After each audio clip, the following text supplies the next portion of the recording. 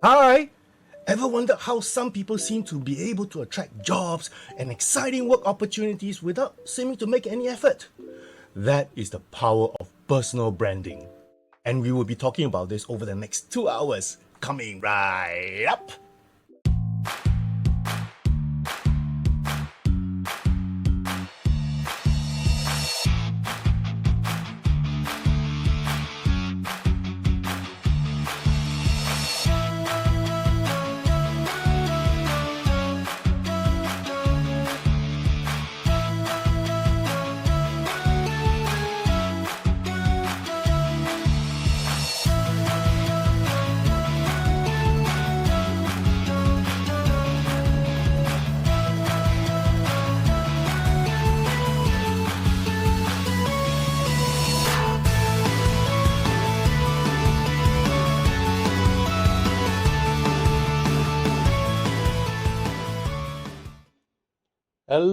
Hello.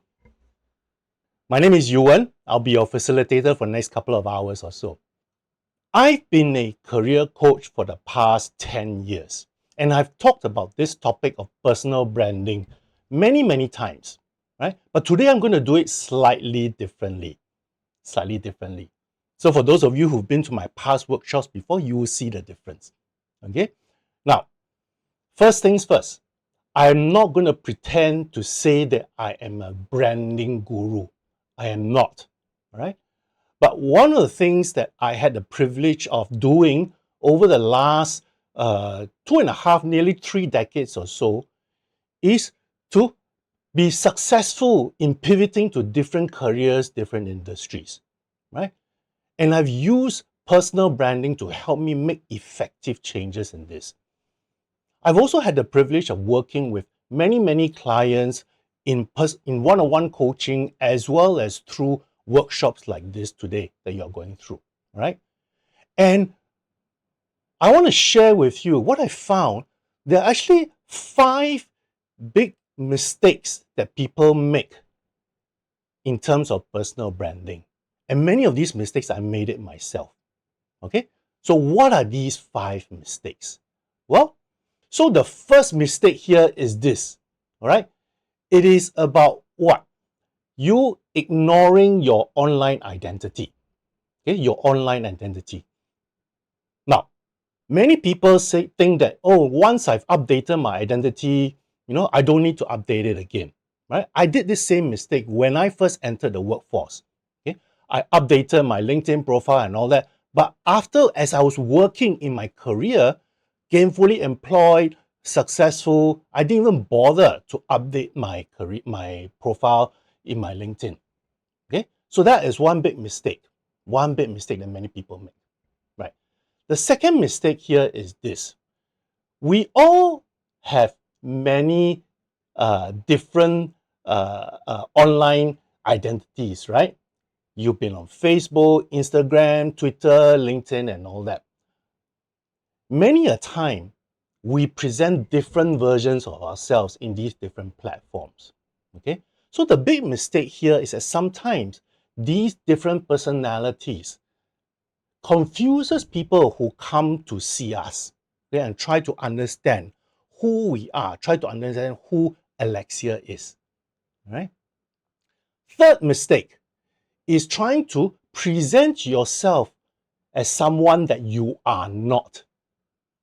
So imagine, you want to tell people that you are an expert in digital marketing, but yet you have very limited experience in this. Maybe at some point you only took up a course. All right? There's no credibility there. Okay? But you'll be surprised how many people try to push such non-authentic personalities out there. Okay. Fourth mistake. Many people think that branding is about what? It is about self-promotion. It is not. Okay? There is a fine balance between sharing with the world what your accomplishments are, but at the same time not come across as sounding arrogant and pompous. Okay?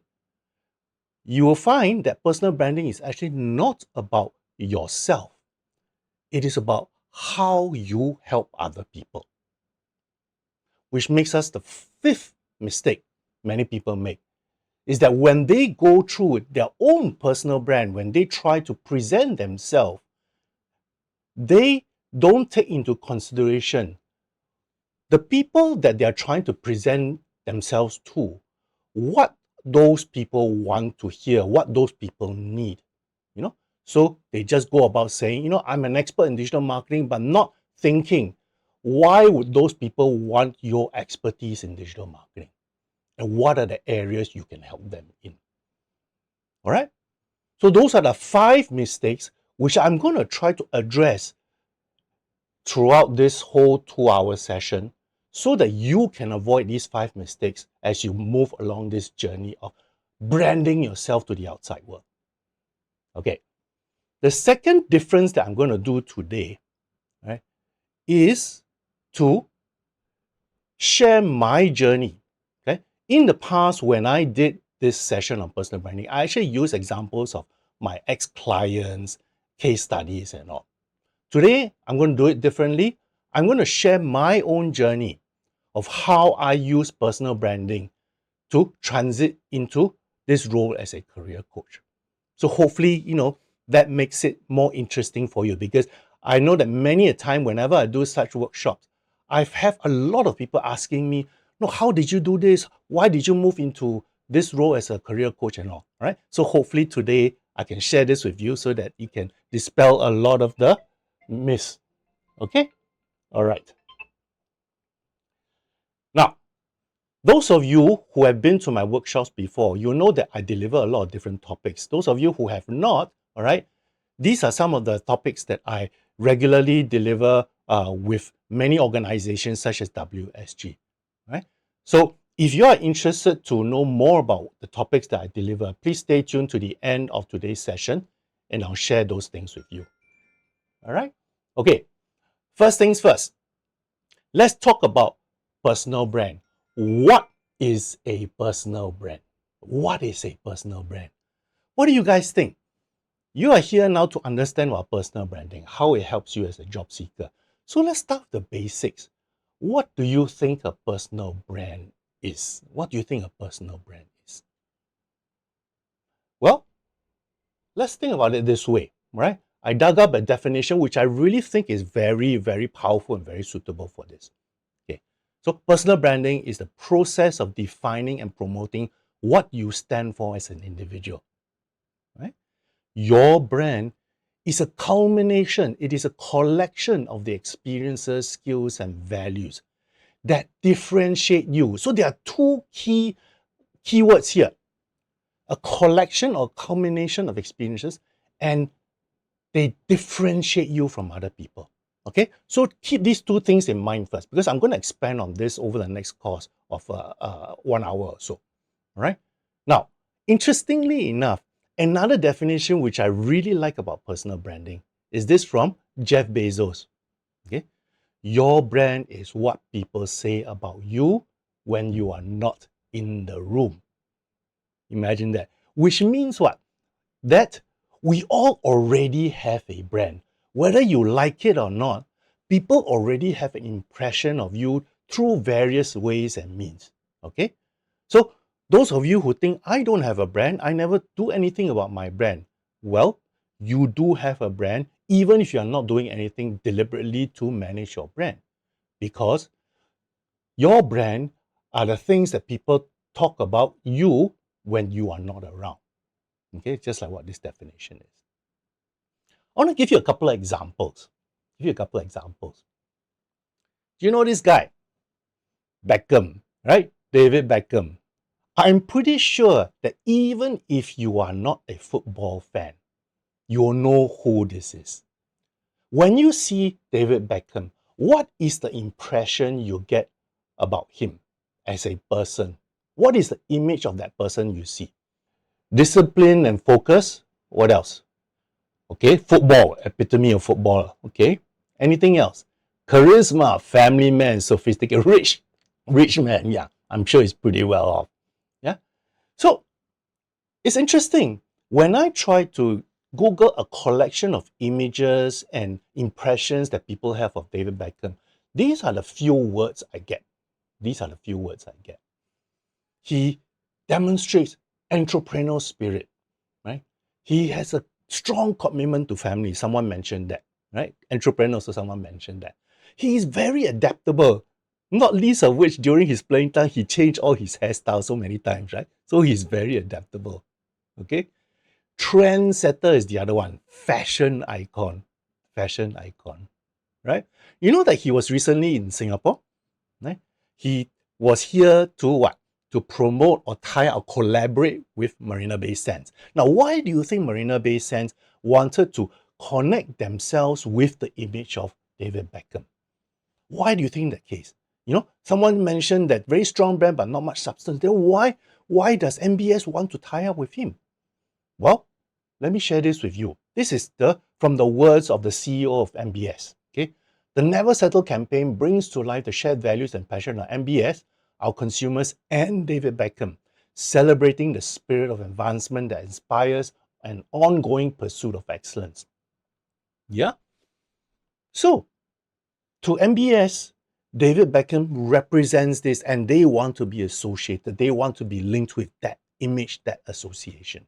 That's his brand. That's his brand.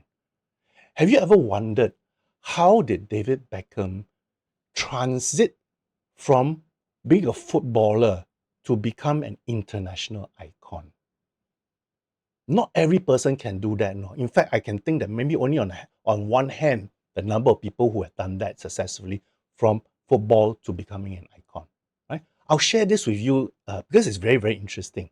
Very, very interesting. Okay. Now, I want to give you this other example. Do you know who this person is? Pataramon. Okay, I'm not going to even attempt to pronounce her name. Right? Do you know who he is? Or who she is?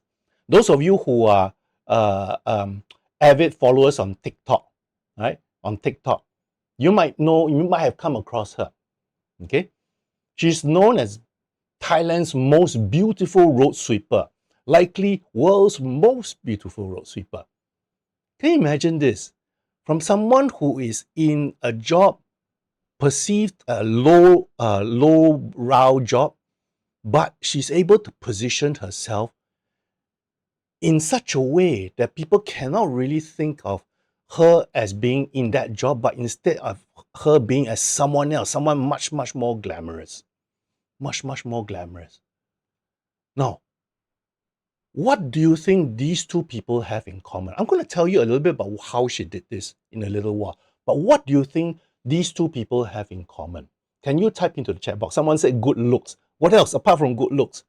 What else do you think they have in common? Very simply, okay, they took deliberate action. They took deliberate action to promote and manage people's perception of them, their brand. Okay.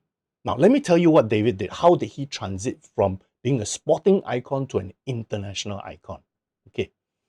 So he hinged on his strong football legacy. Those of you who follows football will know that he played for Man U during the heydays when they were strong champions. Okay. However, during that time, he also leveraged a lot on media and endorsement. Okay.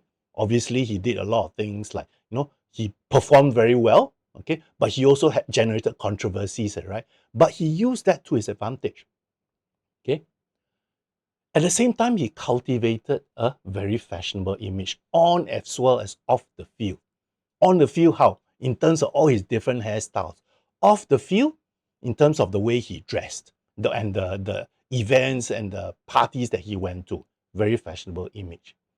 Okay. Now, this one is very simple. Someone here mentioned about his wife. Okay. Now, this is what he did. He leveraged on people around him. His wife was one of them, right? He associated with people who helped him become someone more than just a footballer, right? And when he moved to the US, basically his globalism exploded. Previously, he was mostly concentrated within Europe, within the UK especially. But when he moved into the US, he became an international and global icon simply because now he was exposed to a much larger market. Okay, he went into business outside of football, all right, and he did a lot of charity work. So David took deliberate action. He took deliberate action to try expand the way people look at him. Okay, now what about her? What about her? What did she do? First of all, very similar to David, she took pride in her work. Even though many people think a road sweeper is a road sweeper, why would there be any pride in being a road sweeper? If you follow her TikTok, okay, you will know that she actually doesn't shy away from telling people that she's a road sweeper. But she sort of crafted her identity such that she says she's helping to keep the environment clean. Okay, elevated her role, elevated her role. Okay, she looked at social media as a very strong platform to allow her to elevate and change and mold her brand, and she challenged the stereotype of road sweepers. Okay, on TikTok, she posted a lot of engaging content. Right? Some of you may not agree with this, but that's what she did. Okay, and she used those those eyeball, the clicks on her profile to monetize. So she became an influencer. She became an influencer, all right? And she managed to build a very sound financial stability for her parents, her family, and she went on to do other things. Okay? So the interesting thing here is this. They were very conscious of where they came from, but they wanted to do more. So they became what they were good at and use different ways and techniques to expand their image beyond what they were good at into other areas. Right? So they were very, very intentional on this. Okay. I like this quote from Michelle Obama. If you don't go out there and define yourself, you'll be quickly and inaccurately defined by others. Okay.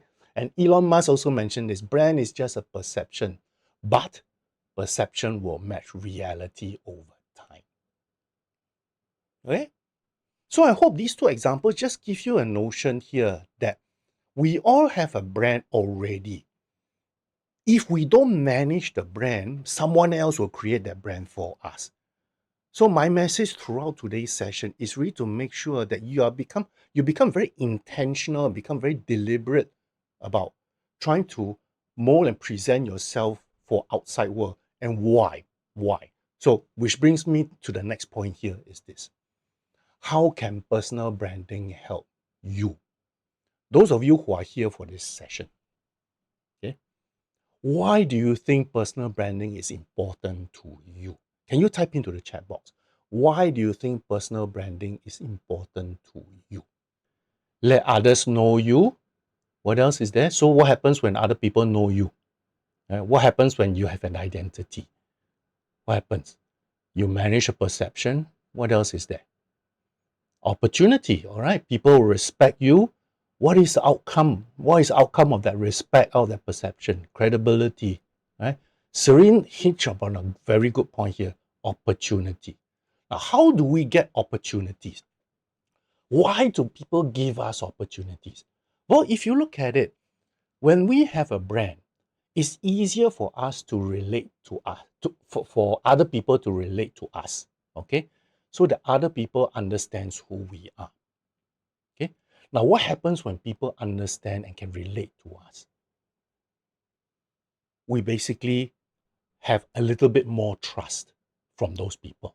So when people trust us on what we represent, they give us opportunities, right?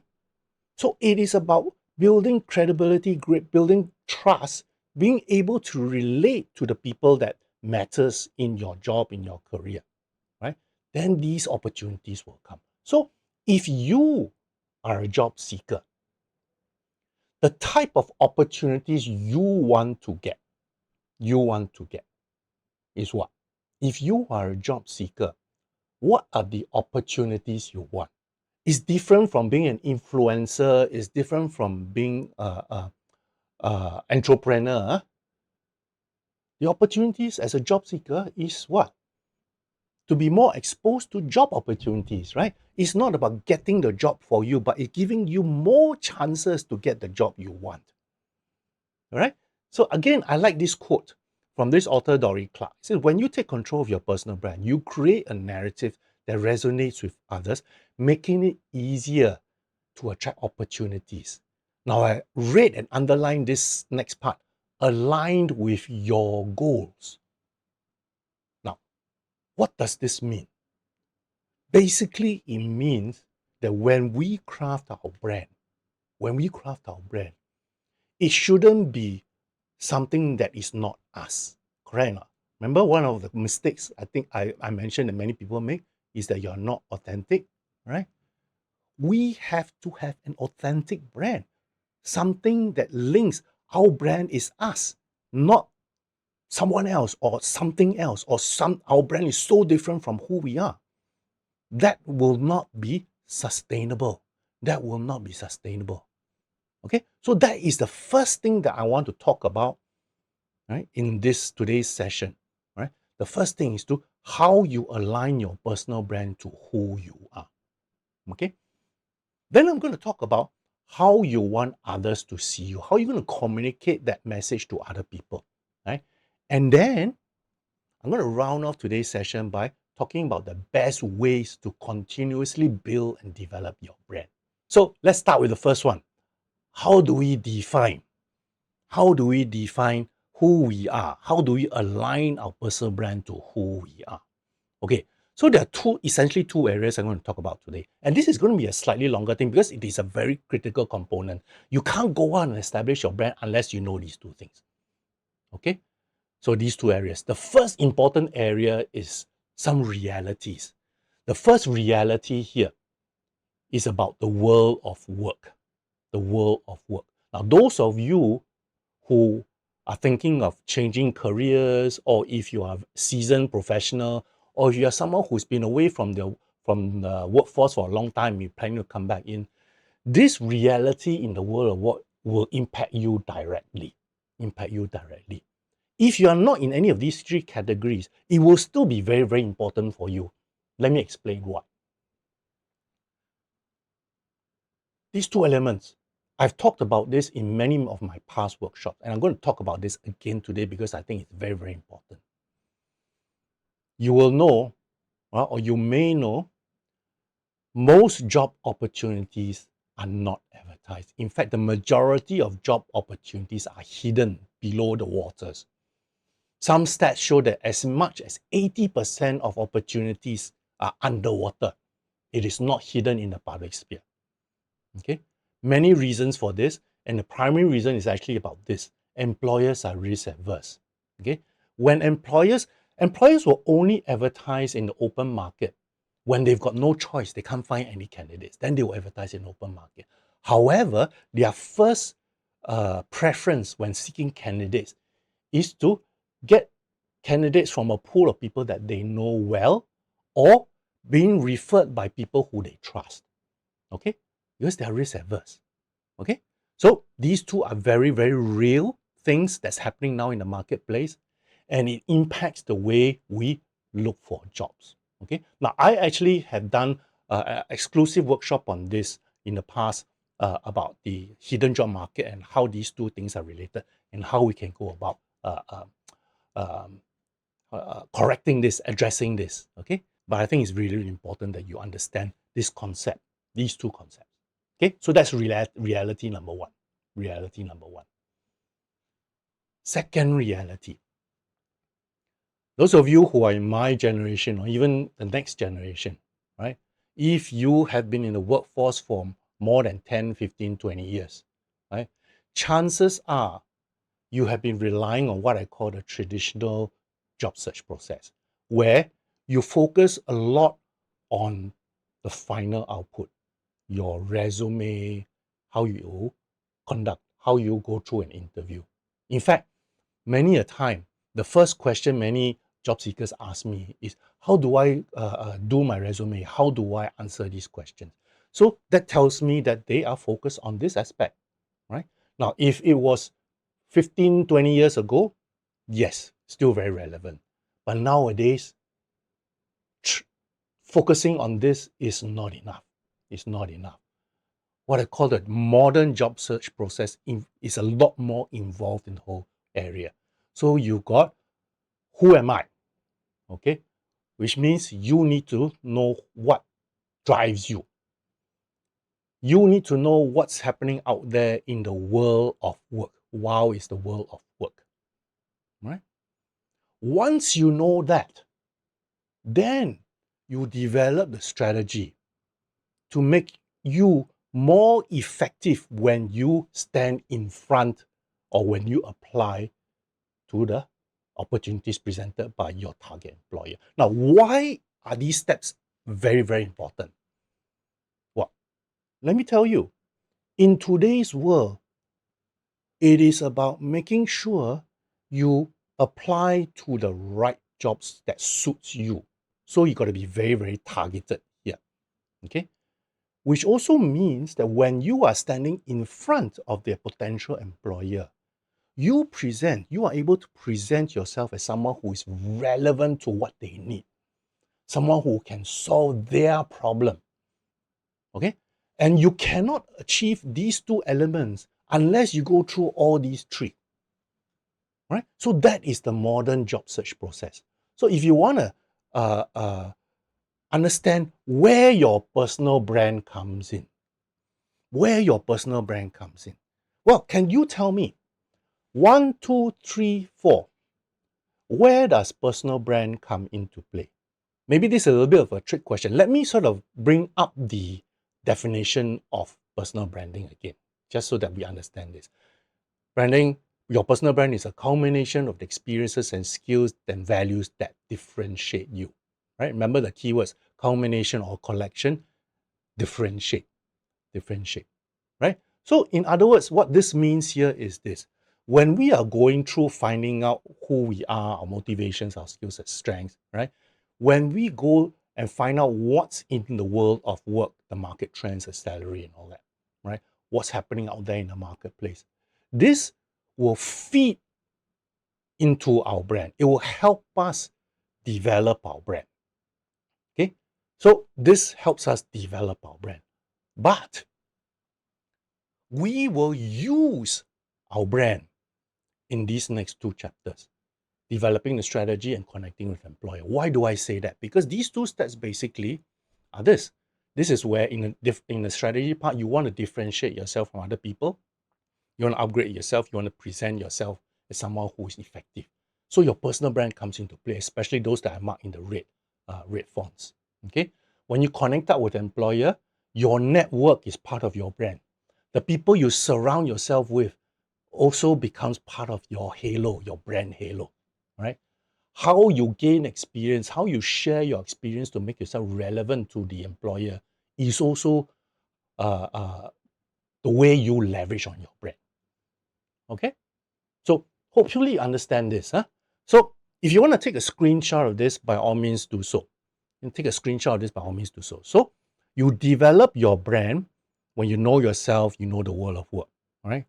But you will use your brand when you are strategizing, developing a plan to approach the market, to target your ideal employers, and when you present yourself to the employer in terms of what would make you very relevant to the employer. Third reality, this thing, social media. Social media. Now, I know some of you may think, oh, do I have to be very, very active in all the different social medias? What about my privacy and all that? I totally understand. I am myself very, very conscious of this. Okay. But we have to take into consideration a couple of factors. It is no longer an option for us, right? Online presence is not optional. It is our digital business card. I really like this saying. Okay. In the digital age, your online presence is your handshake. Okay. So the trick here is not to ignore it, but to manage it.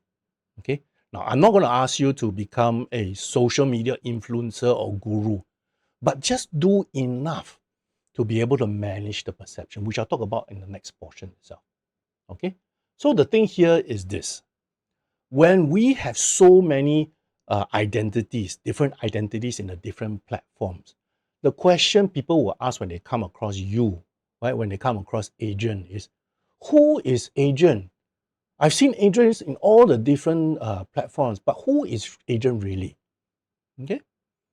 So this notion of authenticity. Now, why do we need to manage this whole thing? Why do we need to manage this?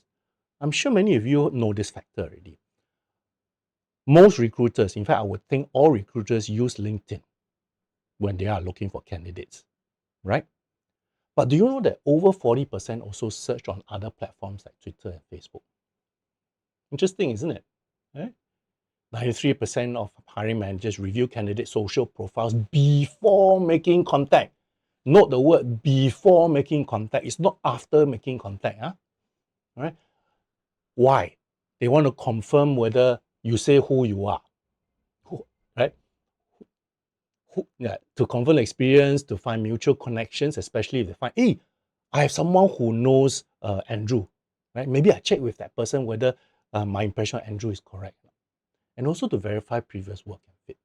Okay? In fact, I had a close friend, or I have a close friend who was a recruiter, and she did tell me explicitly, sometimes when recruiters look at candidates on their social media platform, sometimes it can sway the decision not to contact the person. Okay? So bear that in mind. It is a very important tool for you to leverage because at the end of the day, an online identity is your passport to new opportunities. Okay? It is your passport. So this is another reality. We got to accept this. No, we may not like it, but it's there. So let's try and make use of it. Okay? I'll spend more on that. So here, we need to then really understand what we are known for in the outside world. Remember this notion from Jeff Bezos, right? Your brand is what people talk about you when you're not in the room. So what are you known for in the outside world? Okay? And in today's digital age, that is all the social media, the digital platform. What are you, how are you presenting yourself out there? How are you presenting yourself out there? And then understand how you want others to see you. That is also something you have to be very conscious of, right? And what happens when there's a gap? What happens when there's a big difference? I like this from Jack Welch, right? Former CEO of GE. Perception is reality. If someone sees you differently from than you see yourself, you must address this disconnect. This disconnect. All right. So very, very important. Huh? So let's take a quick discussion on how do we find out what you are known for. I saw someone that put a good tip into the chat box, which is actually what I'm going to suggest to you. Okay. This is the easiest way, the quickest and easiest way for you to try and find out what is Google saying about you. All right. Now, I want you to understand this. When you do this little exercise, it is about the internet's perception of you based on a few algorithms that they have. It may not be the real you. Yeah, but you need to be aware of this. I had an exercise last time when I did live workshops where a few years ago, when I did this, I asked people to pair up, right? And one of the pair was someone called Adrian Lim. Okay.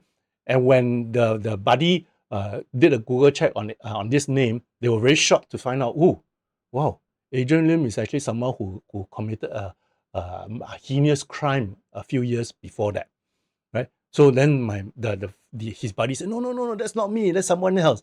So imagine if he didn't have a chance to explain, right? So that is something that we need to be mindful of, right? Now, the next group of people are probably people that matters more to you, who knows you a little bit better than Google, okay? Your family, your friends, all right? Ask them, hey, what do you think, what type of person do you think I am? What's your impression of me, right? Ask all these questions, right? If they are good friends, they are good family, they care about you, then I'm sure they'll be quite honest with you. Okay. Now the question is this: once you collected all this, does this match with what your desired personal brand is? Right? Does this match? Because if it doesn't match, there's a big disconnect. You will have a lot of headaches. You will have a lot of headaches. Okay? The ideal here is what? These things overlap at some point. That is the ideal. That is the ideal. And the ideal that your brand is in that overlap, right? Because when you overlap, it's you. It's authentic. Right? Tom Peters, management guru, says authenticity is critical, but so is perception.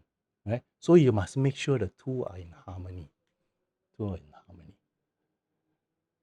Are we okay so far? All right. Hopefully, all this is not alien to you.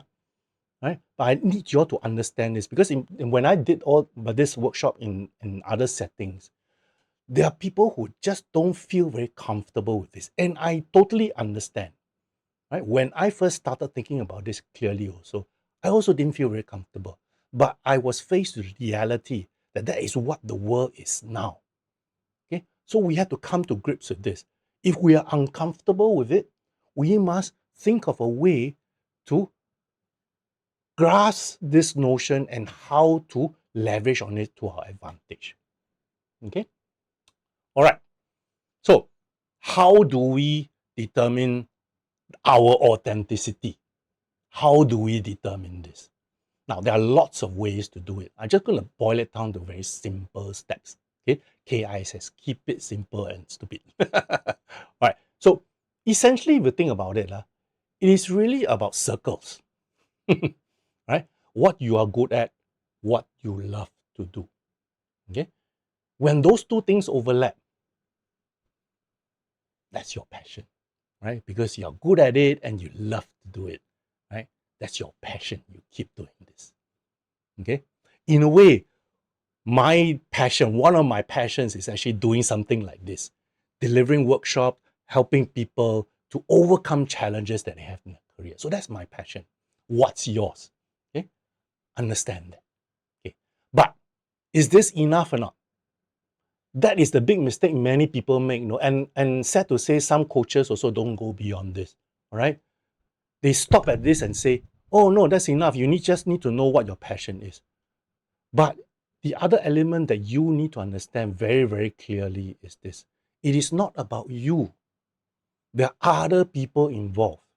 There are other people involved. Okay, who are these people? It is the world out there, right now. What the things that you love, the things that you are good at, does the world need it or not? Okay.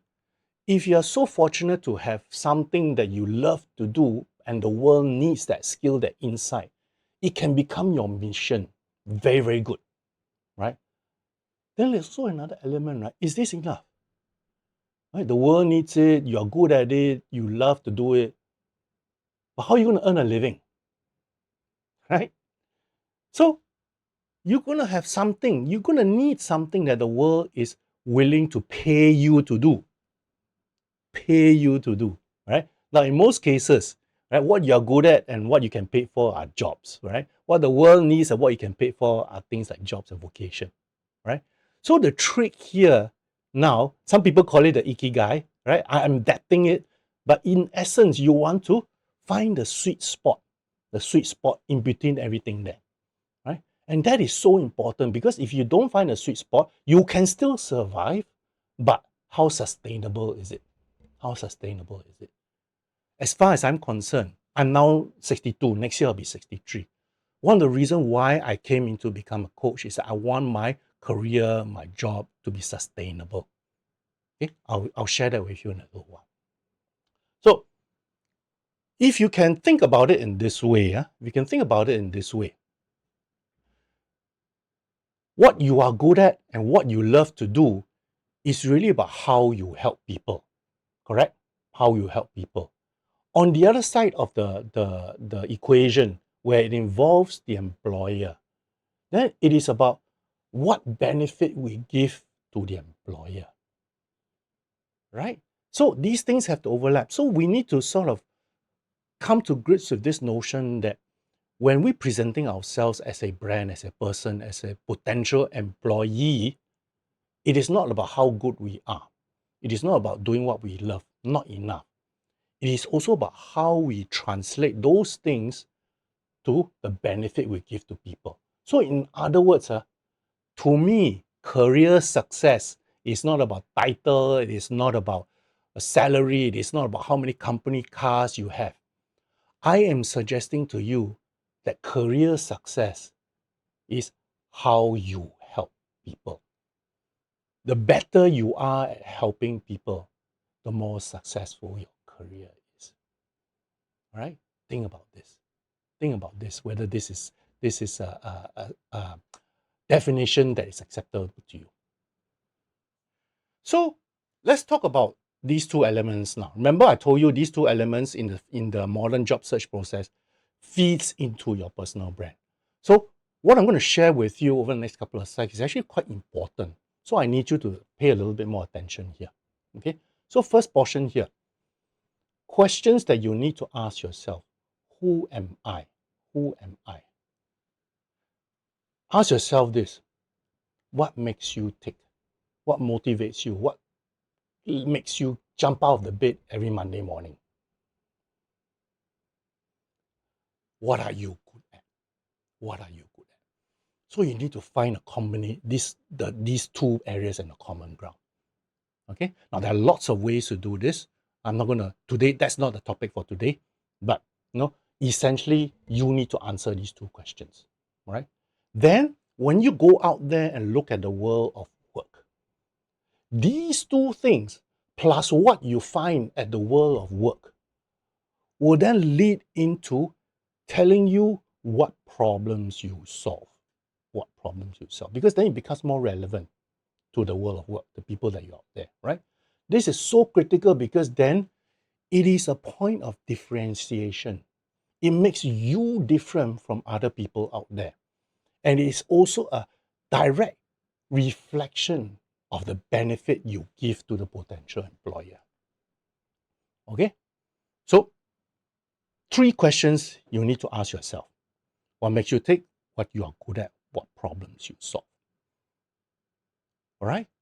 Very, very critical. Now, there are lots of ways to do this. I just want to keep it simple. If you want to know more about how to find this, I will refer you to this little video that I've done, right, in the past. And it is basically about how you find your career superpower, right? It essentially goes into steps on how you are able to answer those questions.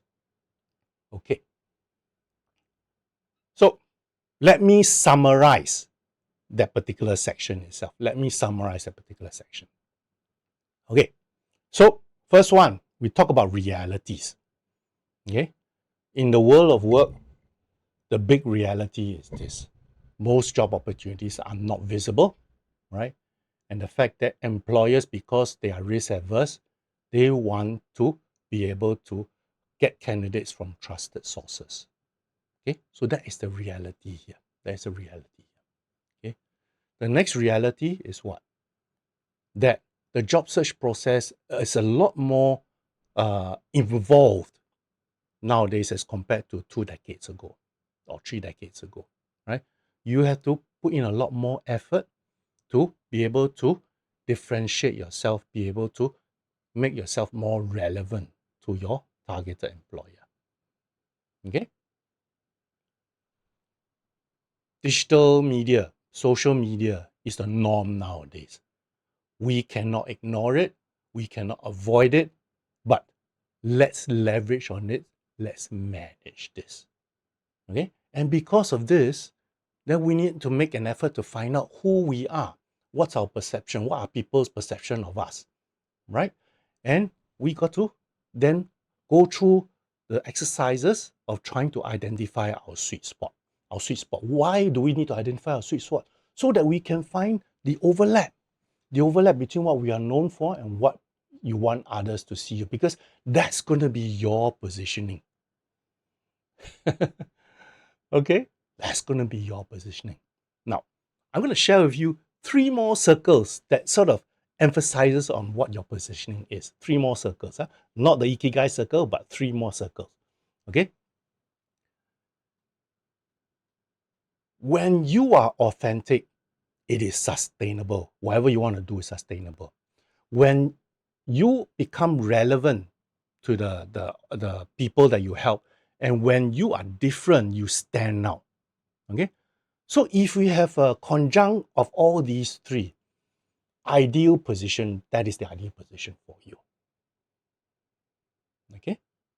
So think about your personal brand. Can you achieve that? How do you achieve that? All right? So we went through this whole notion. All right. Before I sort of closed off this particular section itself, let's do a short quiz just to remind ourselves of the key things that I just shared with you over the last 20-25 minutes or so. Okay, very easy quiz, multiple choice. So put on your thinking cap. So the first question, what is the primary goal of personal branding for job seekers? I'm going to give you multiple choice, so you just take a look at this. Is it A, to attract opportunities, B, to secure specific jobs, C, to become an influencer, or D, to gain recognition for an employer? Can you type into the chat box? What do you think the answer is? A, B, C, or D? All right, 100%. Everybody say A. Very good. Thank you so much. Good. Pass. Next one. Although personal branding plays a role in all stages, which stage of the job search process does personal branding primarily impact? Is it 1, 2, 3, or 4? Huh? Primarily impact. 1, 2, 3, or 4. Can you type in the chat box? Is it 1, 2, 3, or 4? Primarily impact. Huh? All right. So it is a combination of 3 and 4. Okay. Remember what I said? 1 and 2 helps you develop your brand, but 3 and 4 is where you use your brand. Where you use your brand. Okay. Last quiz question. How can identifying the problems you solve benefit your personal brand? Is it A, helps you appear more humble to potential employers? B, it allows you to showcase your value and differentiate yourself from other candidates? C, enables you to focus solely on technical skills? Or D, to provide a framework for writing your resume? What's the answer? Yes, 100%. Everybody says B. Correct. It allows you to showcase your value and differentiate yourself from other candidates. Right? Great. Excellent. Good to hear. So that was a section where we talk about how we define what our personal brand should be. And therefore, if you do that conscientiously, you should avoid this mistake of trying to present yourself as someone that you are not in the brand. Okay? So that is the big mistake that you should be avoiding if you are conscious of how you define your brand. Hi, thanks so much for clicking on this video. I hope you will find it interesting and useful for you. If you want to be updated on my latest videos, don't forget to click the like and subscribe buttons. See you soon. beacons.ai/careerbliss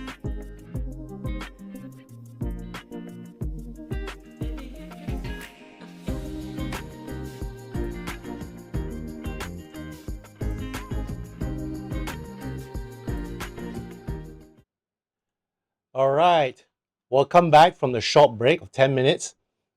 Thank you so much for being such a great audience over the last section or so. So we talked about the first portion, which is defining what our brand is. So let's talk about the second one. How do we communicate what our brand is? How do we communicate what our brand is? There are some questions relating to this earlier on. All right. All right. So here it is about telling people how you want others to see you. Okay, telling people, other people, how we want to see you. Okay. So essentially, it is about this gap, isn't it? It's about this gap, right? So your personal brand must align with the value you actually deliver. The closer the gap, the stronger your reputation, Seth Godin. Okay. So let's examine this notion of what you are known for. Right? I'm going to use my own example now. Now, in the past, I used my ex-clients like Peter and all that. Right? Today, I'm going to use my own example. Some of you private mail me already regarding some questions relating to this. So allow me to spend maybe the next 15, 20 minutes sharing with you how I use personal branding to help me transit from where I was to where I am now. Okay, so you can see here, between 1990 to 2015, about 25 years. Okay, the first 25 years of my corporate working life, I was involved in various different industries, right? And my responsibilities largely centered around business, sales, marketing, business development, right? In Singapore, regionally, globally. Okay, those were my responsibilities. Okay, I was very good at starting operations, building teams. Okay, so that's what I was known for. That was what I was known for through 25 years in corporate life. Okay, Yuan was a good marketeer, salesperson, team builder, very effective in bringing different peoples together to enhance the organizational process flow. Right, so that was what I was known for. That was what I was known for. Right, so but in 2015, I mentioned earlier on, something wasn't right. I didn't feel happy. Okay, by then already I was just past 50. So the questions in my head was, can I sustain this through until I retire? So I went through this exercise, which I described to you earlier, asking myself the three questions and trying to populate the circles that you see here. Okay, what you're good at, what you love to do, what the world needs, and what you can be paid for. So I went through the whole process, all right, and I basically found that my sweet spot was this. I wanted to be involved in helping people with their career development as a coach, as a trainer, as a facilitator. Here, the trainer is about me training other people to become coaches. Okay, so that's what I wanted to do. That's what I wanted to do. But there's this gap, isn't it? Right? So how do I bridge this gap? How do I bridge this gap? How do I tell people that's what I want to do? So this is where I started using personal branding.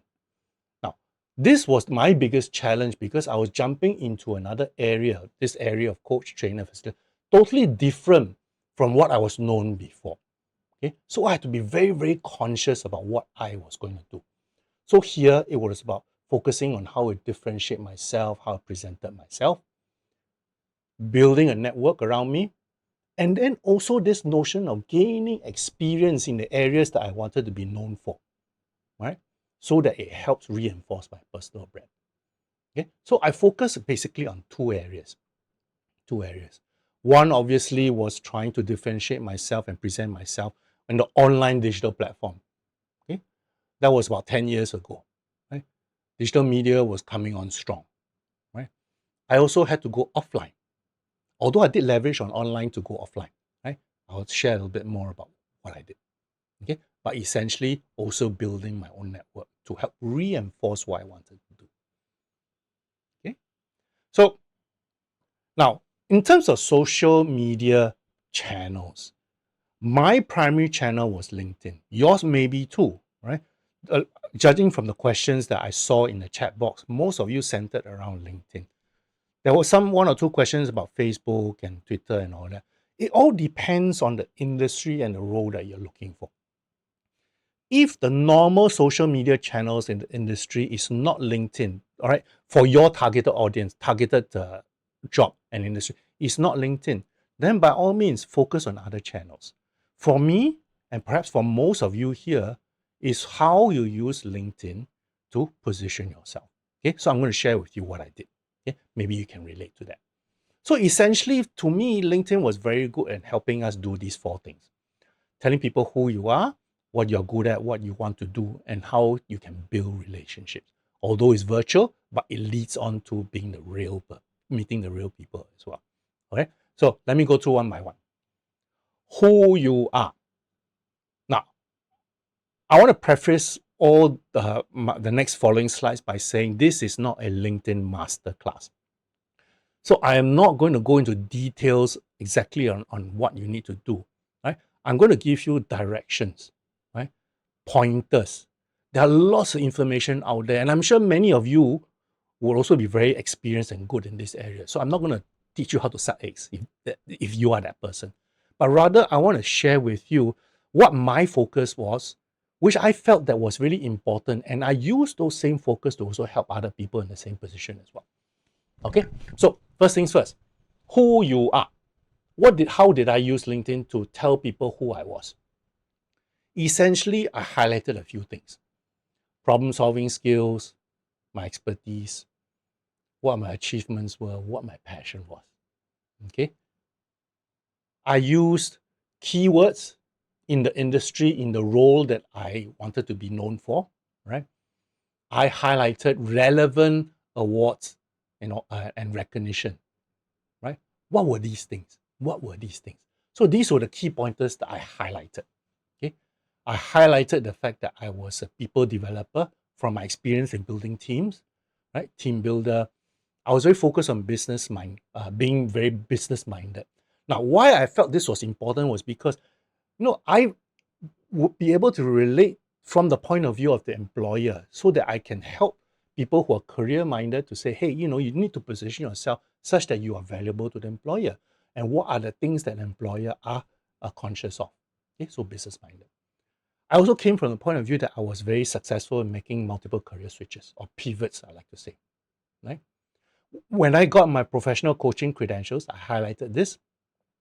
I highlighted the various company awards that was related to team building, to people development, highlighted in LinkedIn. And when I got my credentials as a trainer, as a facilitator, and when I was a member of an international coaching organization, the NCDA, I highlighted that as well. Okay, all in LinkedIn. But most of these things that I highlighted was actually in the first portion, the about portion that you highlighted. Now, this was an old version. Now my version of this is slightly different already. Okay, so you can see there that I really tried to angle such that, in the top part here, I use keywords to sort of, for people who are doing any searches on career coaches, those are the keywords that was relevant to the industry. All right. I highlighted my problem solving skills and expertise, what I was passionate about in the about section. Okay. Awards and recognitions was also included in there as well. All right. So this is what you can do. Now, I'm not going to say it's easy because a lot of people have challenges about writing this particular portion, the about section. The about section. In fact, I just recently had a client who came to me, an old client. He says that he wanted to revamp his positioning and his about section was something outdated. So he asked me for some help. So I went through with him. Then I said, hey, in today's day and age, is there something that we can do easier? Someone mentioned this earlier on already. Can we use AI to help us? I said, why not? Let's give it a try. Okay? And you can do so too. But again, I want to highlight and caution you. AI gives you ideas. It helps generate ideas for you, but you should not leave it alone. You should not just take it for granted that it is the right thing that they do. You always have to input what you feel is better. Okay? So that is the key thing here. So the next slide is something I found on the internet, which I thought might be useful for you, especially when you want to think about using AI to help in your LinkedIn profile. Right? So if you want, you can take a screenshot of this. Okay. So essentially, it's a cheat sheet, right? How to optimize your LinkedIn using ChatGPT. Okay. So if you want, you can take a screenshot. This is not something special because it is readily available if you just do a search. Okay. So I'm sure there are other sources as well, but here I'm just giving you an example. All right. So you can do that. All right. So you took your screenshot already, yeah? Okay. So telling people who you are, focusing on your accomplishments, your achievements, your passions, and what you want to do. Okay. In LinkedIn, especially, it is about putting together those elements in the about section. Let's focus on these two now. What you are good at and what you want to do. What you are good at and what you want to do. So here, it's really about putting together the relevant career history and accomplishment. I emphasize the word relevant because especially for those of you who are seasoned professionals, people who have a long work experience, the temptation here for you is to use LinkedIn like your CV, right? You put everything in there. In fact, I've heard someone mention that LinkedIn like a CV, online CV? Yes and no, okay? It's actually more than just a CV, okay? But the same concern applies. Put only relevant experience to the target job that you want to go for, which means that you may want to be a little bit shorter in terms of things that are not relevant to the target job or the target career. Okay, so for me, I highlighted these things under the experience portion. The experience portion is below the about portion, right? Essentially, most people put your CV details in there, but I focus on these aspects. Okay, how was the people accomplishments? Accomplishment statements for people developer, team building, being business minded, successful career switcher, professional coaching credentials. So I focus on those areas. Okay. The other thing you can do is really reaching out to your connections to build recommendations. This is very, very strong. This is not endorsements, by the way. Endorsements, to me, is very minor because anybody can click an endorsement for you. I'm talking about people putting in the effort to write a good recommendation for you. So I reached out to ex-colleagues, clients, friends, and students of me who took my courses, right? Or students who I helped in my last job. Okay, so reached out, they wrote recommendations for me. Okay, these are the people who know me. So it is not really difficult for them to write a recommendation, to ask to write a recommendation. The challenge, many people have asked me, how do I get people to write recommendations for me? Well, you have to make sure that whoever you ask knows you well. You cannot ask someone who doesn't know you and say, can you write a recommendation? Because they are not going to do it. And even if they did want to do it, they don't know what to write. Okay? So remember this. This is something unique in LinkedIn. This is something where you can share your knowledge and contribute your insights regularly. Okay, so and this really emphasizes what you want to do because you're going to write and share only things that you feel interested in, and those are the things that you want to do.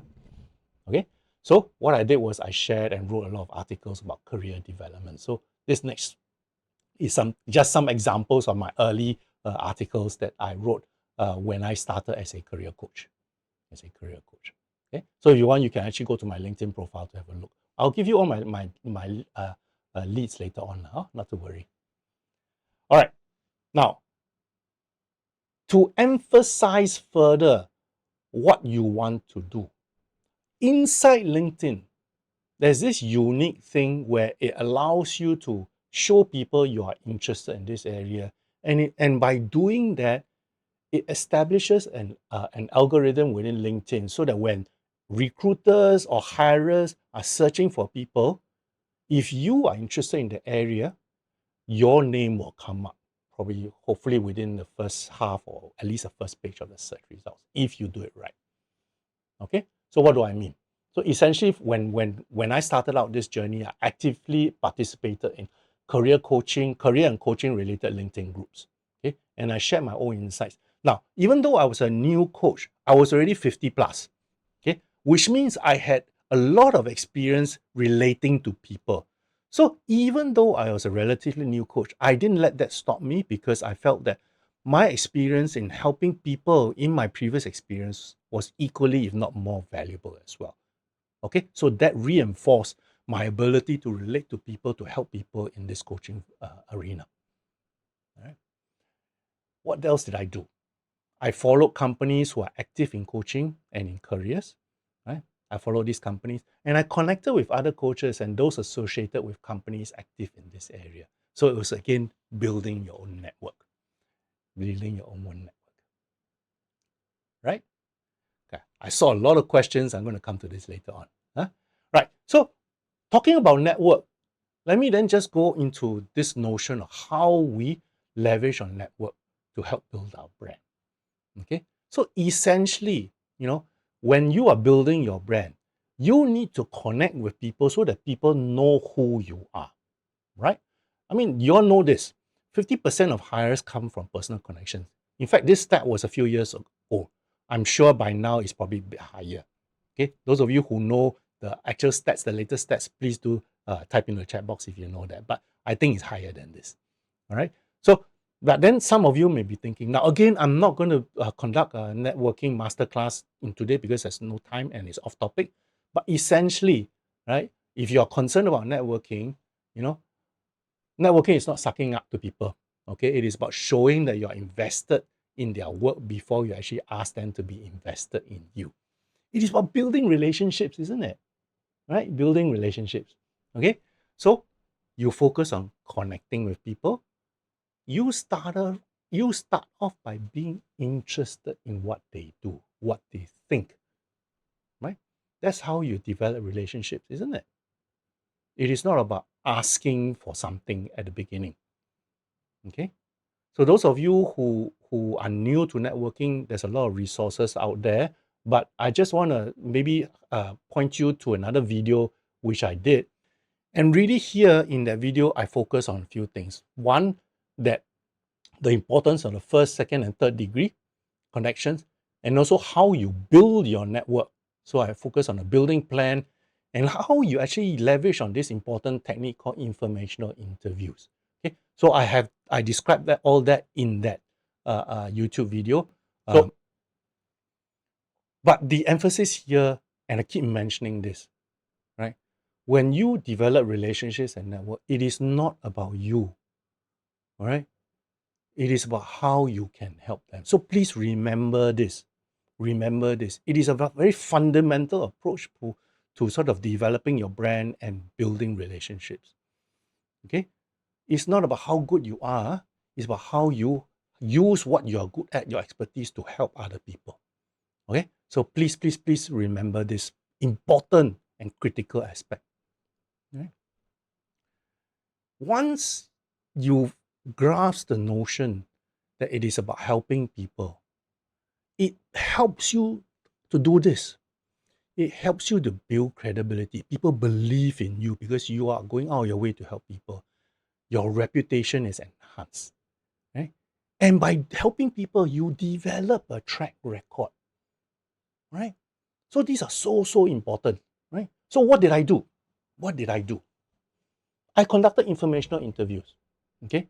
I basically reached out to people and talked to people who are career coaches, who conducted workshops and asked their views about what is this industry, what is this role all about, what does it take to be successful. Okay, I attended relevant industry events. Okay, I joined a few coaching membership groups. Okay? I took up training, not only the basic training but further training as well. And at the beginning, especially, I volunteered to give free coaching, free workshops, just to build track record, but at the same time build credibility as well. Okay, so these are the things that I did to help push out the notion of Lim Yuwen as a career coach, as a trainer, as a workshop facilitator, especially in the early days.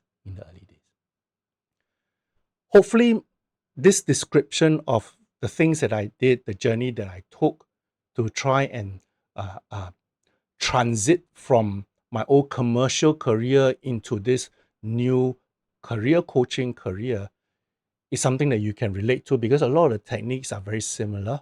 I mean, that you many people can use. And I've used the same techniques with a lot of my own clients as well, especially if you are thinking about switching careers. I saw a couple of comments about people wanting to switch careers. Okay, now, again, a lot of material on how you use LinkedIn to network. So again, you want to take a screenshot of this. This is freely available outside, but I just put it here just to be more encompassing for you in today's session. Right? So you can take a screenshot of this. Now, there's also another one which I just came across the other day, which I thought, hey, maybe it captures, it's a very good summary of some of the things that you can do in LinkedIn. Okay, so another screenshot you can do, how you attract recruiters to your LinkedIn profile. So again, this is I think it was a pretty good summary of what you can do. Right? So take a screenshot of this. I won't go through all the details there because I think it's quite specific, and I'm sure you can read it at your own time. So this is first page. Hopefully you took a picture already. Okay. Then I just want to scroll up so that you can see the complete page. Okay, took this page. So the next page, scroll up. Okay. So it's the same page but at the bottom part. All right. So essentially, this is a summary of the things that I mentioned that you could do, which I have done myself as well. All right. All right. So that was a short session, but I think it's very important because it sort of goes through with you the things that you can do to help communicate who you are and mold how other people see you. Okay. So essentially, it's about telling people who you are, how you build relationships, and how you present yourself as someone who can solve their problems. All right. That's the key thing here. And I hope that, by going through this, you understand that, these mistakes can be avoided, right? You shouldn't be inconsistent, right? You shouldn't be inauthentic, right? You shouldn't be shouting only about your accomplishments and experience because it is about other people as well. Who your target audience is. Okay? Now, before we go into the questions, let me give you 4 tips I found. I feel, which is especially if you are just beginning to go into this area. 4 tips for a stronger online presence. Okay? So let me go through these 4 tips with you. My suggestion, focus on one single platform for your initial efforts in brand building, whether it's LinkedIn, whether it's other, depending on your industry. Okay? You may keep the others private. If you want to use LinkedIn for your professional outreach, professional brand building, focus on that. Don't stretch to too many platforms. Okay? Your journey is special to you. What you do as part of your career journey is something that no one else can replicate. No matter how similar background is, they will never be able to replicate exactly your own journey. Right? So share your journey. Right? This makes people feel that, hey, Anna Low is a very genuine person. What she shares, I know Anna Low better because she's sharing with me certain things that she has gone through. Okay. Discuss topics that are relevant to the area that you want to be known for. Okay. So current trends, industry news, talk about that. Okay. For me as a career coach, when I started doing this, I really focus on various things that's happening in the marketplace in the world of work. Things like interview techniques, things like the rise of AI, how it impacts on employment practices. The notion that many people feel very unhappy about the flexible work arrangement or the how COVID impacted on hiring practices and how job seekers can navigate all this. So I commented and shared all this information. Yeah. Engage with your audience, right? So it is not just about clicking like, right? If someone likes your post, respond to them saying, thank you so much, what do you think? Try and engage with people. If you like someone's comments, instead of just clicking like, engage with it. Put in your 2 cents worth and say, hey, I really can relate to this because of da da da da da. Okay? So, engagement. So if you want to take a screenshot of all this, please do so.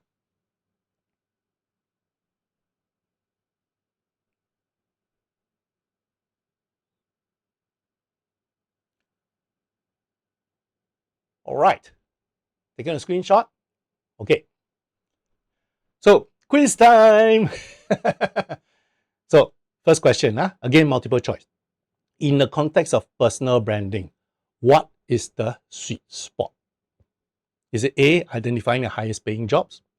B, achieving a perfect balance between work and personal life? C, gaining a large following on social media platforms? Or D, finding the intersection of your skills, passion, market demand, and earning potential? Or is it A, B, C, or D? I think the answer should be pretty obvious, right?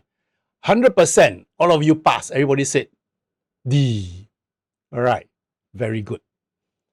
Next question. Which of the following is the most effective aspect of communicating your personal brand for a job seeker? So I'm going to give you 4 choices again. Okay, which of these are the most effective? Creating a comprehensive social media presence across all platforms, ensuring your online presence is completely private. C, highlighting your ability to solve specific problems for employers. Or D, and becoming a social media influencer with a large follower base. Remember, which is most effective for a job seeker? A, B, C, or D? Yeah. Oh, you're very good. Everybody says C. Okay, highlighting your ability to solve specific problems for employers. Excellent. Right. So that rounds up this portion on how you communicate your brand. So let me go on to the next one, which is, okay, how do we have the best techniques to continuously develop our brand? So the message here is this. Personal branding is a continuous effort. You cannot stop at a certain point in time and say, I've done enough. It is evolving. That's one big mistake I made. When I first started being conscious of my own personal brand, I stopped when I was working, right? I didn't update. So I had to do a lot more extra work when I transited into this new career coaching career. So avoid that mistake. Keep doing, keep developing. And here, you need to manage people's perception. You need to manage your credibility, right? So that is the key thing here. And what do I mean by this? Really, it is about telling people what you are good at and what you want to do. Continuously do that. Continuously do that. And how do you do this? How do you do this? Well, a lot of ways to do it, really. Different ways.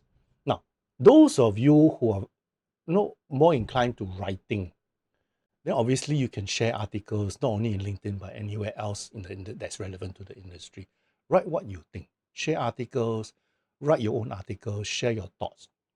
That's one way. Okay. Some of you may be good at teaching, doing speaking, public events. You can do so too. Okay. I had a client who was very a person who was an industry expert in particular marketing area, right? A subset of digital marketing.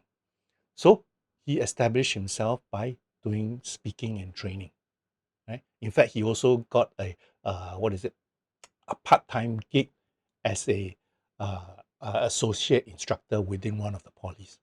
Yeah? So he is establishing his credibility. Now, for many of us, maybe these are the things that say too much of a stretch for me. Start small.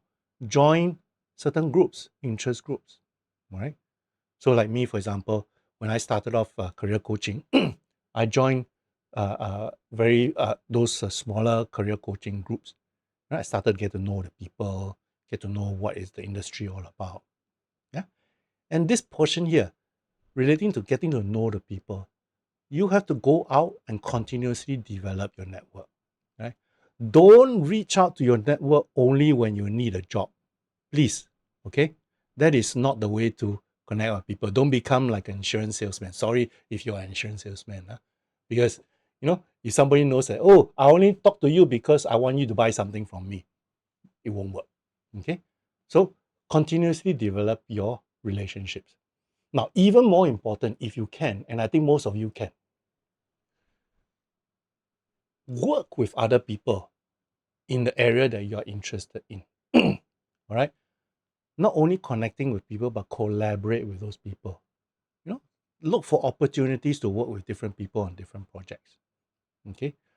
I had a question last time when I brought this up, somebody said, oh, should it be paid or non-paid? I leave it up to you.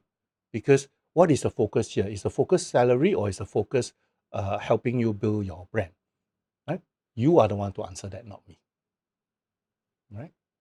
So the trick here is to make sure that you're consistent, you're very deliberate in the whole approach. Very deliberate in the whole approach. Right?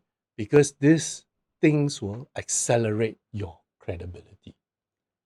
It will enhance your credibility. So what did I do? And what I'm still doing now. Okay. because this is my 10th year already, right? So when we about 2 or 3 years into my career, I sort of established myself as a trainer with WSG, and I also established my own training practice to train people to become career coaches, right? So I continuously develop that. Okay, I delivered workshops for companies and organizations. Okay, I reached out to them and through referrals as well. Okay, I started creating my own courses, and I'm going to share an interesting development for this for next year that can help you. And I also started becoming an author, so I started writing a lot of mini books. Again, something I'll share with you later on as well. All right. So those are the things that I did, and I'm still doing to help continuously develop my brand. Okay. So hopefully those things help you. So maybe I round off this session by again another quiz. Okay, or the following: what is the best reason for us to continuously build and manage a brand? A, stay ahead of competition and constantly seek out new opportunities. B, to amass a large following on social media and become an influencer. C, to ensure that your perceived value remain and expertise remain relevant and aligned with your goals. Or D, to impress your current employer and secure promotion or salary increase. Yeah, all of you said C. Okay, so it's C, to ensure that your perceived value and expertise remain relevant. Now, some of you may be thinking, actually, why not A? A is actually pretty close, to stay ahead of competition and constantly seek out new job opportunities. But C is actually a lot more impactful for you, and it is something that you can manage day to day. A is not something that you can manage regularly. It comes, it comes. If it doesn't come, then what do you do? Right? So you can focus on C much better. All right?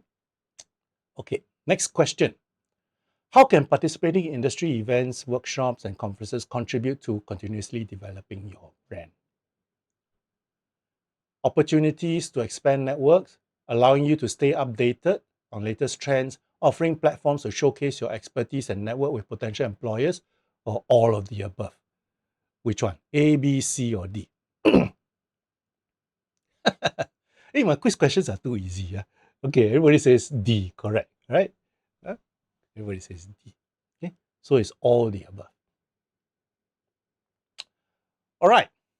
So let me summarize this short but important section before I conclude the whole session for today. All right. When we talk about managing our brand, we need to do it very intentionally, very deliberately.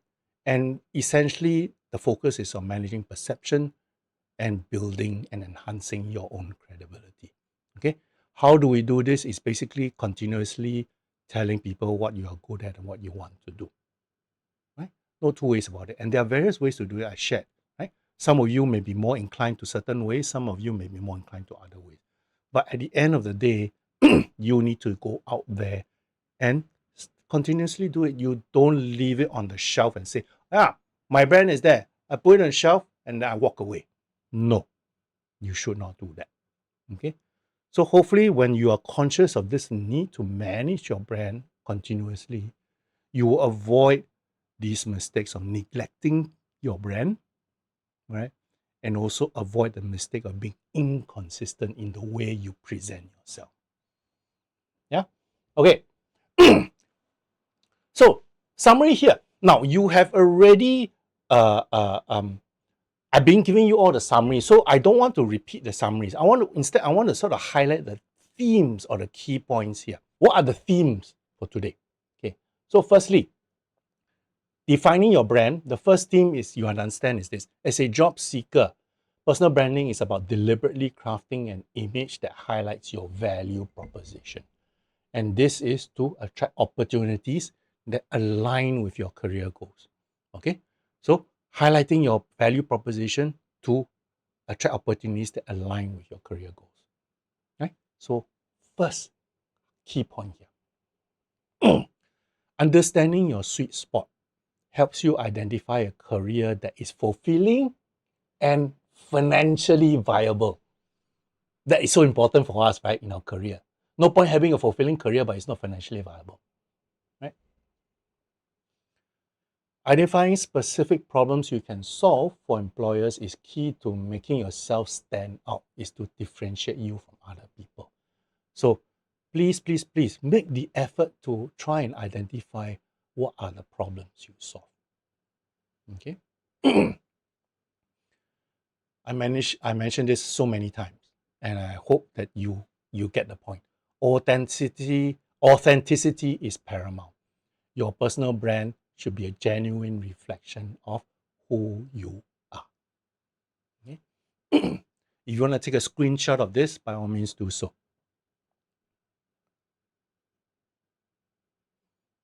All right, so that's under the first portion on defining your brand. So let's talk about the key points for the next one. Right? Like it or not, social media affects perception. Like it or not. Okay? So we need to leverage on this rather than it leverage on us. We cannot ignore its impact. You got to be very strategic and consistent in the way we manage our social media presence. Building connections is the most effective way to communicate your brand to people that matter. So no matter how good you do your profile, I think there was one question that was related. No matter how good you do your profile in online or whatever, if you don't have a network, if you don't build a network of people that is relevant to that career that you want to go for, it's not going to be as effective. Credibility. How do you do this? Do what you say what you do. Learn new things, learn what's happening out there, and be willing to share. Okay? Remember this thing. It's not about you. It is not about you. Yeah? Again, if you want to take a screenshot of this.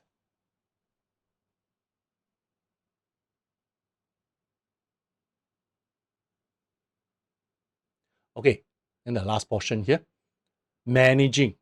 Okay, personal branding is an ongoing process, right? I think you all get that gist right now, right? So supporting others, it is not just about you, right? So supporting others reinforces your credibility. Okay, so when you're supporting others, make sure that you are genuine about it. Okay, be interested in what they are doing, what they are saying, what they are thinking. Okay, and be genuine about helping people. Okay, now you can take a screenshot of this. Sorry, I'm inside the screenshot.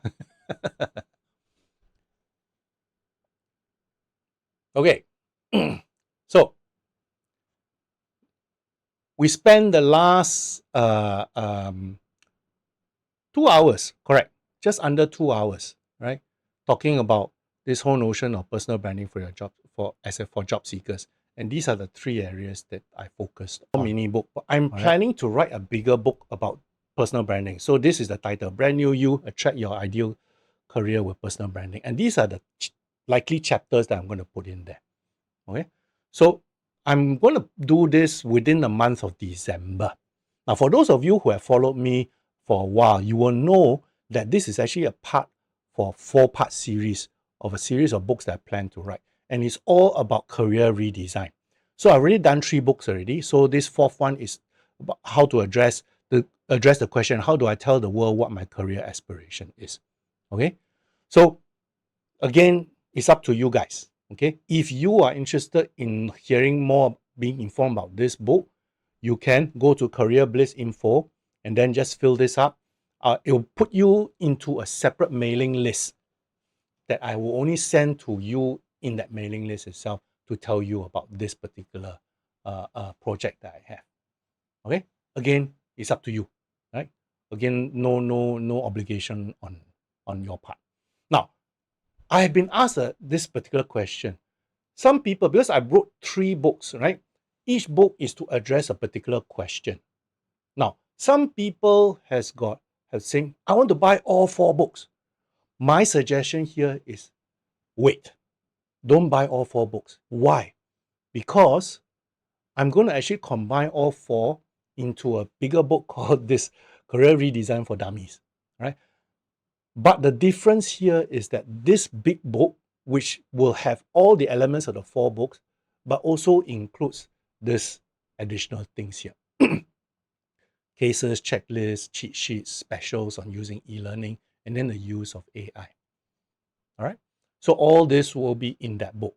So, and this book, one book, will be cheaper than if you buy all 4 books together. But up to you, all right? If you can't wait, I think this one I'll try to get it out by end of January because it takes a lot of effort. In fact, writing the 4 books, I underestimated the effort. It actually took a lot more effort than I was looking at. Okay? So if you are interested, again, Career Bliss info, fill up your information, I'll send this to you. Right? Some of you already have been on the mailing list, so you don't have to do it again. Okay. All right. So, okay. Now, those of you who wants to know about my upcoming schedules, okay. Now, I have nothing planned with WSG for the first quarter of 2025. Okay. But I've got some other things that maybe you are interested in, which I will talk about after this particular section itself. Okay. So for now, what I'd like you to do is to help me fill up the feedback form. Okay, so let me very quickly touch on what I want to do for 2025 and how it's relevant to you. So I call 2025 a year of chunking, taking small bites. The reason why I say this is because from the past years, whenever I've been doing all these workshops and all, I've basically focused on larger timing. So like 3-hour, full day, big books, big courses, right? I realized that not all of you, not many people have the time and the energy to actually sit through and absorb all these things. So I'm going to break everything down into smaller pieces so it makes it easier for you guys. Makes it easier for you guys. Okay, so the first thing I'm going to do is that I'm going to do webinars, 1-hour webinars twice a month starting in January. Okay, I want to address the top questions asked for each of this. So I'm going to actually kick off this one very interesting. These are some of the questions that many people ask. So in each of the webinar, I'm going to address one of these questions. And I'm going to kick it off by addressing this question: how to get a job without applying at online job portals. Right? I thought this was a very interesting topic, so I'm going to do this in January. Okay, so my first question to you guys is this. Right? These are all still in the works. I haven't finalized anything, but I need to know which timing best suits you. I'm going to do a survey with everyone, but since you guys are here, there are about 66 of you, you guys are here. You tell me which what is it? This timing of the day best suits you for this 1 hour. So I'm going to show up a poll, right? And hopefully y'all can help me do this. Okay, the poll is up. So I need y'all to help me understand which one it best suits you. Is it 12 to 1, 2 to 3, 4 to 5, or 8 to 9 for this 1 hour program? All right, most people are talking about 8 to 9 is the most suitable. Okay, so that's good. I'm going to conduct this poll with the rest of my mailing list as well. So I'm going to get a majority view of this. All right, so it looks like mostly 8 to 9 is the one, then followed by lunchtime. Okay, good. So let me just end this poll so y'all see this on the screen. Okay, very good. All right. Okay, so 8 to 9 seem to be the one. So again, I'm pretty excited about this because it is bite-sized webinars, 1 hour, 45 minutes, maybe 15 minutes for Q&A. Okay, so I really like this first topic, how to get a job without applying online job portals. Okay, so that's one. Now, so the next thing I'm going to do is I'm going to do a lot of mini courses. Now, I've been doing big courses. Now, the problem with big courses is that it's quite exhaustive, but at the same time, it costs a lot more. So many people think that, hey, I can't afford to buy big courses. So I'm going to do chunking again, small courses, addressing specific questions, right? At the same time, I'm going to do a lot more mini books, right? So that it's easier for you all to absorb. But at the same time, I'm going to share a lot of insights and tidbits into various different channels. Like I just started a Instagram channel, then I got a Telegram channel, and I'm going to do more on YouTube, shorts, right? So all these, the whole purpose is to make it more digestible for everyone. Okay, so there's already a question on how to get what my Insta channel is. Okay, so here, all the information is on this Career Bliss info. Okay, so you can see there highlighted, there's my email, the YouTube, the Insta, the Telegram, all is there. So you just go to careerbliss.info, you can do that. Now, if you want to be informed about the schedule for my webinars, the 1-hour webinars, all right, just sign up for the newsletter. All right, just click sign up and then I'll share with you the newsletter. The newsletter, typically I only try and do it once a month unless I got something really interesting to share with you guys. Well, okay, that's the end of today's session. Thank you so much for keeping me company for the last 3 hours or so. I really enjoyed the interaction and I really enjoyed seeing all the comments in the chat box today. And for those of you who have been with me in the past few sessions as well, thank you for this and for keeping me company throughout the whole of 2024. I sincerely hope you all have a good remaining rest of the year, and I hope I can see you again in 2025. All right? Thank you so much, everyone. See you soon.